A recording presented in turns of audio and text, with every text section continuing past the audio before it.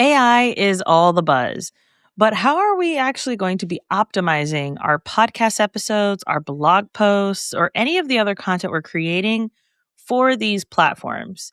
Today, we're talking with Julia of Julia Renee Consulting all about SEO, which is for your website, for Google. We're talking about AI search, how to optimize for that, as well as searches on Pinterest. So, anywhere that people would be searching for your content or searching for your specific topic, if your goal for your podcast is growth, then this is definitely the episode for you. This is going to help you be able to make sure that you're doing the right things on each of these platforms to introduce your topics and your podcast to a new audience and hopefully convert them into listeners and eventually paying clients. Let's go ahead and welcome Julia to the podcast. Welcome to Podcasting Unlocked, the show for purpose-driven podcasters. I'm Alicia Galati, founder of Galati Media, and I'm here to share actionable strategies to help you amplify your message and grow your audience. Hello, Julia. I'm so excited to have you on the podcast today. If you could start by telling everyone who you are and a bit about what you do. Yeah, thanks so much for having me. So I am Julia Bocchese, and I do SEO, Pinterest, and now AI search for small businesses. My business is Julia Renee Consulting. I launched it in 2017. So it's been around for a while. I've seen a lot of changes in the search world, especially now with AI and everything. So it's been a crazy couple of years.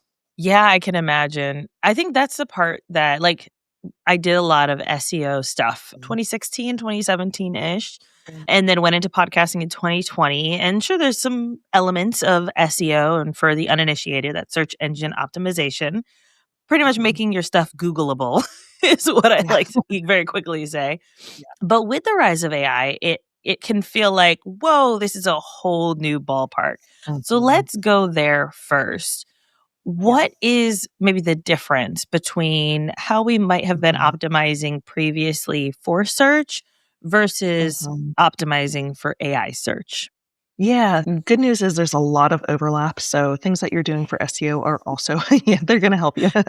So things like focusing on strong keywords, optimizing your copy, having really informative website copy, all of that is going to help with AI because one big difference between how people are using like Google or Bing or whatever search engines and these AI platforms is they are searching really, really specific things. So for Google, the average search is like 3 to 4 words. So like pizza shop near me. If you go to like ChatGPT or Gemini or something like that, the average search is 23 words, which is way longer, way more detailed. So instead of whatever you can just type into Google to find something that is, quick and easy, you are looking for something that is much more specific or a really, specific niche or industry or something like that you're interested in. I use this example a lot, but a website designer that I've partnered with sometimes, she was telling me that she gets a lot of clients from ChatGPT and Gemini because people are searching for like luxury brand designer for, and then like listing their industry or like any specific design terms that they want. And she actually isn't targeting like luxury, but she uses that word a lot in her blog posts to describe like the different projects that she's doing. So AI platforms are looking like everywhere for all these different details to be able to give people the best match when they're like giving them the answers.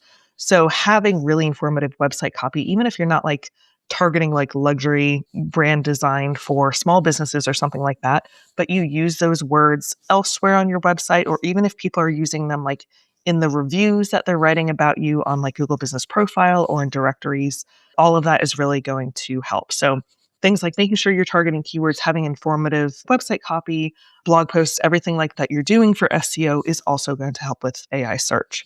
Some differences with AI is they are also looking for really strong like brand authority, brand mentions. So there's a big overlap with SEO and now PR.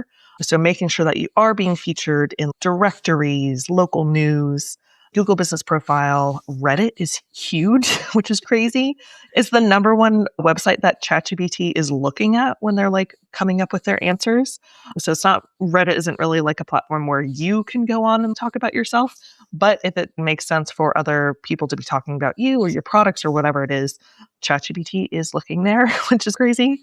So making sure that you do have your SEO strategy as well as your PR strategy is going to help with AI search. And then just some kind of like quick things that you can also be doing on your website. And so as much as having really good informative website copy is helpful, AI is also looking for quick information because they typically actually don't crawl an entire page or an entire blog post.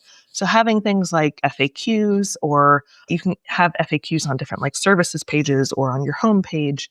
Having, if you have blog posts, you can add a little summary or a TLDR at the top of it to give that quick information. Making sure that you have your title tags and meta descriptions filled out, because title tags and meta descriptions are important for SEO purposes, because that is what you see when you see a website ranking on Google. And then the title tag is a factor that Google's looking at to see what keywords are being used. But the meta description is also really important for AI because in the code on a page, it's actually listed above like the website copy and the headings and everything like that. So AI platforms are looking at the meta description for the little summary of the page. So making sure you have all of that filled out and optimized.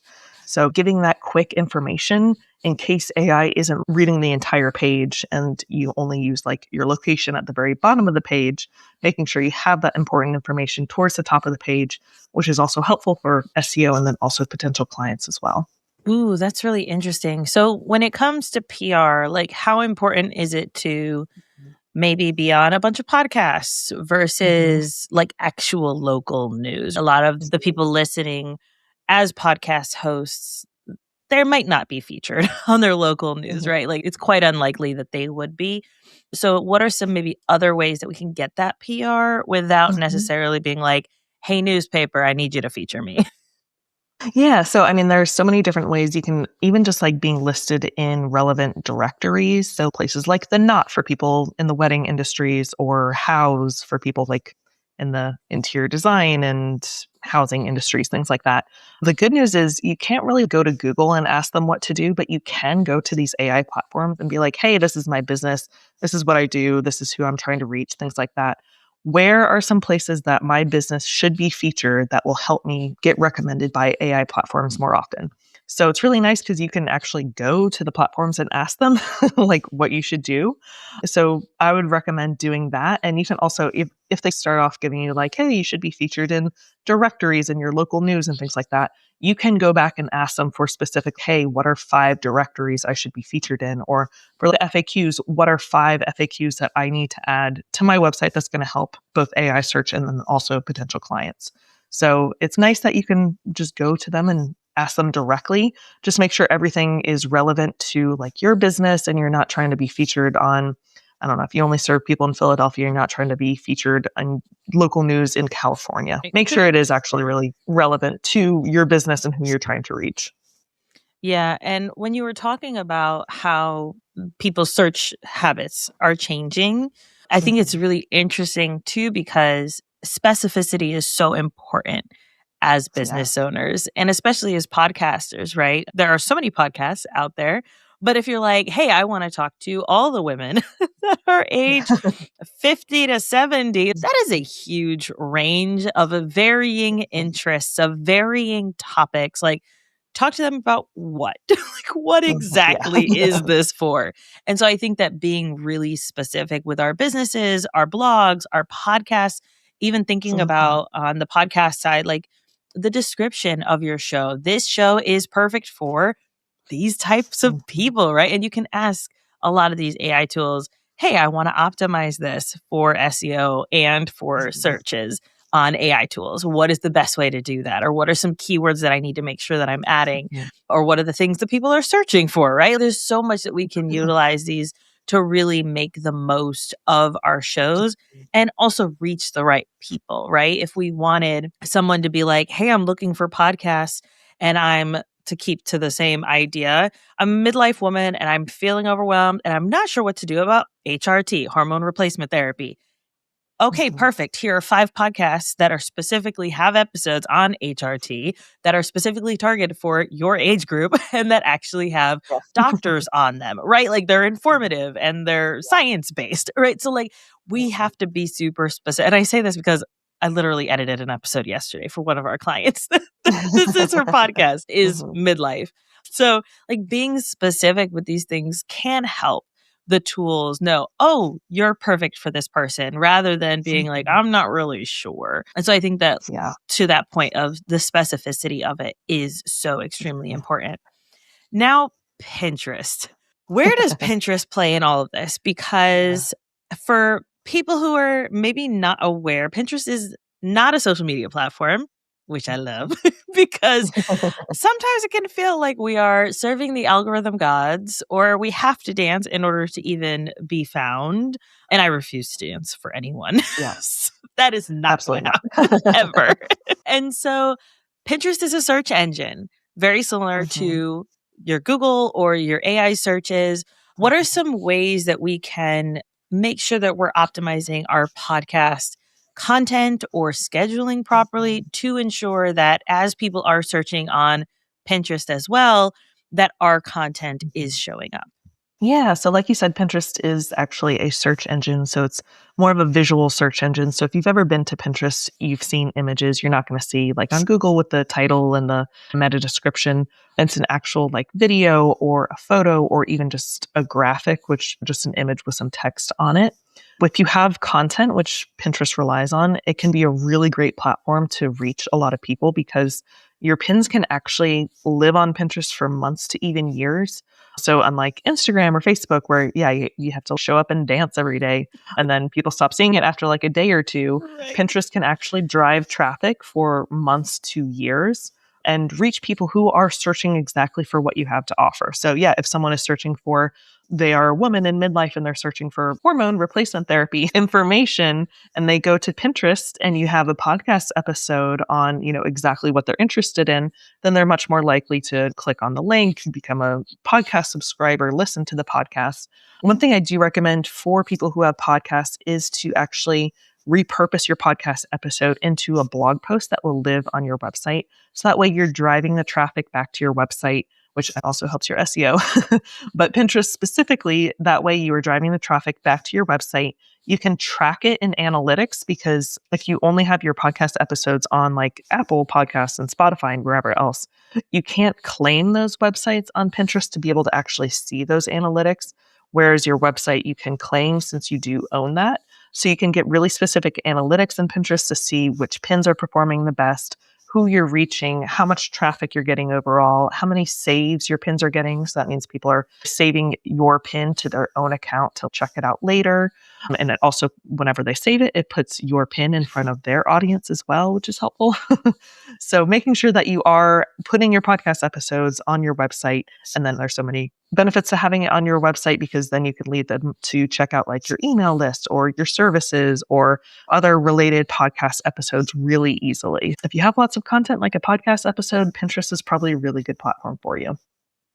Yeah, I that was gonna be one of my questions, and I knew you were gonna answer with that just because 'cause been on Pinterest for years and years. Mm. And I think that it's really important that as podcasters, especially with an audio or video format, that we are repurposing it in some way, having it live on our website rather than just saying, "Hey, go check out the episode here." I like to think about how I used Pinterest when I was first, like, a new mom. And it was like I'd be in the middle of breastfeeding in like the middle of the night and I'd just be scrolling Pinterest of like, I'm losing my mind. I don't know how to up the production of this milk. What am I supposed to do? What are lactation cookie recipes? Like the whole, like just thinking about that and thinking about how I was using the platform. So then when I started creating content for Pinterest, I always go back to like, what is this person doing as they're searching on Pinterest? They're not in a place where they can pop in an earphone and listen to a full episode. Right. Mhm. And I think that back to the AI SEO and the AI search, that TLDR can help a lot too. Even thinking for those longer, more informative posts, say you have like cornerstone posts where it's here's the very basics of what is HRT. Here you go. Here's all the information compiled. Then you might want to have headers at the top so people can click through the blog post and say, Mhm. oh, I want to know more about this topic. And it just scrolls down to that section, right? So, like Mhm. thinking about how your user, how the person is using the platform, but then also once they get to your website, how are they going to want to use the website so that you're not losing that Mhm. traffic right away and you are building that know, like, and trust using the content that you've already created. There's so many good strategies here to make sure that we're maximizing it as best we can. If someone is wanting to start Pinterest for the first time with their podcast, what are the things that they should be prioritizing? And I'm asking this very selfishly because I have a hobby podcast called We Read Smut, and it's literally exactly what it sounds like. It's all about diverse romance. And I started a Pinterest for it because I started a blog for the podcast. After 2 years in, I was like, I should probably I'm sick of creating short form content for Instagram. Sure, those roundup posts are cool and they give people recommendations, but I want to have deeper conversations here. That's why I have a podcast. Like, I want to have deeper conversations. So creating the more content, a lot more focus on affiliate marketing.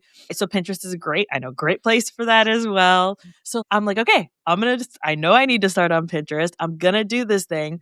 Where should someone begin who's like, okay, I have a podcast, I have the content, I'm starting up on the blog posts, I've got all that stuff.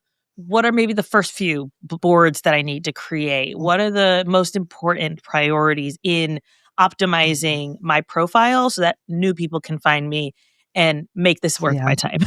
Yeah. So like you said, you have boards, which are essentially just different categories that your pins are going to go to. So just think about it. If you have blog posts and me, for example, I have blog posts that are on SEO and on Pinterest and on AI search. So I have three main categories that a blog post will like fit into. So that's what your boards are just different categories that your blog posts, podcast episodes will fit into.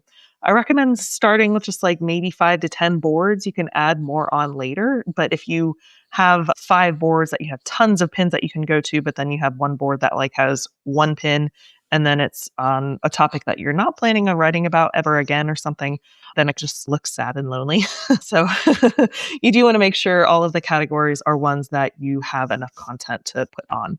So with the boards, you will have a board title and a board description. So you do want to make sure that you are getting descriptive because, again, Pinterest is a search engine. So people who are looking for boards specifically or for Pinterest to better understand pins that are going to those boards, you want to make sure you are getting pretty specific. So instead of just having a board called romance, which could mean so many different things, Right. make sure it's like romance books written by millennial women, whatever it is.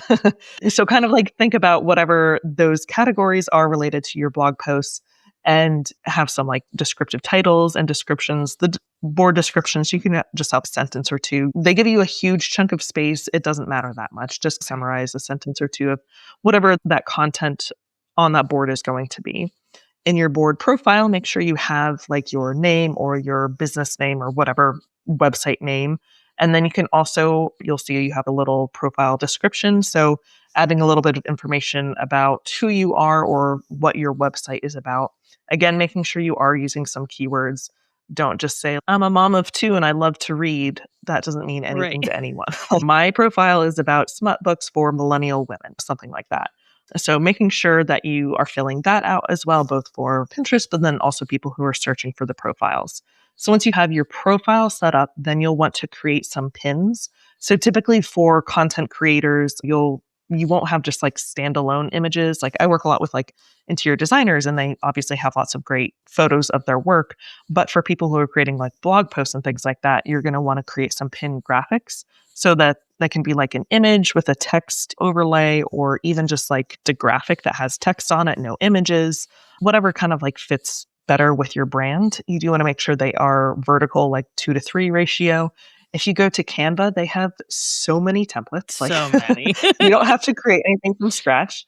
Just make sure you are uploading like your brand fonts and brand colors so that way everything is cohesive with your brand. You don't need to overthink it. You don't have to have like lots of different elements on a pin because the main thing is you want to make sure it's really easy for someone to read, especially because when they're looking at Pinterest, they are seeing lots of pins at the same time. So if there's a really small font, they're not going to be able to read it. Or if it's like really thin script font, something like that, you want to make sure your pin stands out and is easy to read, especially on mobile. So that way people don't just like scroll past it because they have a hard time reading it or they have to like squint to see the words. So don't like try to have a bunch of things on your pin. Just start off pretty simply with having text that is in your brand font that's easy for people to read, will catch people's attention, and is cohesive with your brand. And then you do want to make sure you are filling out the pin titles and pin descriptions, very similar to the title tags and meta descriptions on Google. You are making sure that you're using some keywords in the pin titles. In the pin description, you're just describing whatever content people are going to get when they go to your website. So just a little summary of like the blog post or the podcast episode to get people interested in clicking over. And again, Pinterest is looking at that for kind of understanding what that pin should be ranking for. So you do want to make sure you're not neglecting it. Or I see a lot of times people will just upload whatever they're doing on Instagram and it's, hey, check out this new design, hashtag interiors. And that means nothing to Pinterest. Like people on Pinterest, they are a very cold audience. They don't know who you are. They don't necessarily care who you are. They just really want to consume your content if it's what they're searching for. So you don't need to worry about having a lot of you on the pin or like hashtags or assume that people know what you're talking about if it's something that you've referenced in the past. Just make sure you are writing for a cold audience who is searching for your content. Yeah, I think that's so important. How many pin graphics would you recommend per episode or blog post or like whatever it is that we're trying to create? Yeah. Yes. So I always recommend doing what you are able to, because if I tell you to go create 50 pins for a blog post, no one's going to do that. So start with what you're able to. You do need to make sure that you are active on Pinterest, uploading one pin a day. You can like repin older pins if you need to. There are pin schedulers. So Tailwind is like the main one for Pinterest, but a lot of these like social media schedulers have Pinterest added on now. But making sure you're pinning at least once a day. You don't have to show up and dance. You can schedule your content out for a month or two and then not even log into Pinterest if you don't want to. But yeah, start with whatever you're able to. If you are only starting with 5 blog posts, then I would definitely recommend starting off with creating multiple graphics per blog post. So that way you do have a lot of content that you can put on Pinterest. The typical number I aim for is 5 to 10 per day. Okay. So it doesn't have to be brand new pins, at least one brand new pin, but you can also incorporate repinning some of your older content.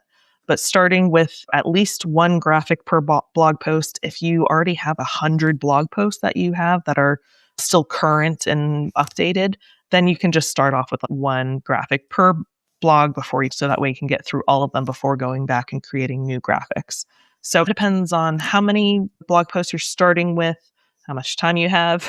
But typically it's starting with one graphic per blog post and then building it up over time as well. I love that you said that. I'm constantly preaching capacity. Like whatever your capacity can handle, don't overdo it because otherwise you're not going to do it. You're not going to get started. And so I love that you gave that. This has been so incredibly informative. We've got so many things that we can do.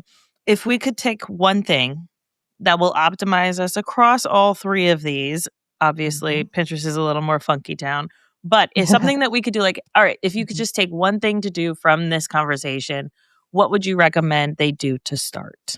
So if you're not already doing it, making sure that you're repurposing your podcast episodes as blog posts on your website. That would be my number one thing, because that's going to help for ranking on Google. That's going to give you content to put on Pinterest. And then it's also one thing that AI search is looking at, because they're not going through the podcast apps and like looking for different episodes or reading podcasts, transcripts or things like that. So you do want to make sure that content is on your website. And also since you do own your website as well. Yes, I love that. And I think that's something that most podcasters don't end up doing, because they think, I created the content, is out there, I'm done. I'm done. Yeah. But honestly, if you can go back, and even if it's just one every other week that you are repurposing in some way into a fully readable blog post, that is really going to help you grow your show. It's going to help you grow your business. It's going to help you in so many different ways and help you optimize across all 3 of these. Pinterest at a later date, but still focusing on making sure that we're doing the things that are actually going to move us forward, which is what we want. Right. Julia, this has been so much fun. If people are like, and I need help, then what kind of people do you tend to want to work with, so we can make sure we're attracting the right people to you? And then how can people connect with you, get to know you, all that fun stuff? Yeah, so I work with a variety of small businesses, a lot like the creative and holistic industries. So a lot of therapists, interior designers, photographers, coaches, things like that. But yeah, you can find me. My website is juliareneeconsulting.com, or on Instagram, Julia Renee Consulting. Or if you want to just email me directly, it's julia@juliareneeconsulting.com. Yeah, I can definitely help with all things SEO, Pinterest, AI search, repurposing your podcast episodes for blog posts, because I get that a lot of times where people are like, Yeah. okay, I have the transcript. Here you go. Yep. So repurposing that content, and then also making sure it's optimized for SEO and AI search and everything. Awesome. And we'll have links for all that in the show notes for people doing other things as they're listening to us. Julia, thank you so much. This was so informative, and I'm so excited to be like, okay, yes, Yeah, thanks for I'm having me. doing what's right. Let's keep going. Yes. Yeah, thanks so much for having me.